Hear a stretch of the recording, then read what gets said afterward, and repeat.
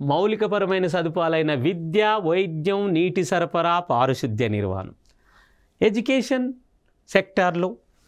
ఇకపోతే మరి health sector, విద్య, వైద్యం, అదేవిధంగా నీటి సరఫరా అంటే మరి వాటర్ డిస్ట్రిబ్యూషన్లో కూడా అది సురక్షిత మంచినీటి, మరి సాగునీరు, త్రాగునీరు, ఇట్లా పారిశుద్ధ్యం విషయంలో మరి పారిశుద్ధ్యమైనటువంటి మరి మురుగు కాలువలు, ఈరోజు మూసీ నది, ఇలా అనేక రకాల నదుల కాలుష్యాన్ని మనం నివారించాలి. కాబట్టి రోగ నివారణ, మరి రోగ పీడితులను ఆ రోగం నుంచి దూరం చేయాలి. కాబట్టి వివిధ రకాలైన వ్యాధుల మీద మొదలగు ప్రచారం వంటి విషయాలలో మరి ఈ వివిధ రకాల వ్యాధులు స్వచ్ఛంద సంస్థలు, లాభాపేక్ష లేని సంస్థలతో ప్రభుత్వం భాగస్వామ్యాలను ఏర్పాటు చేసుకుంటుంది.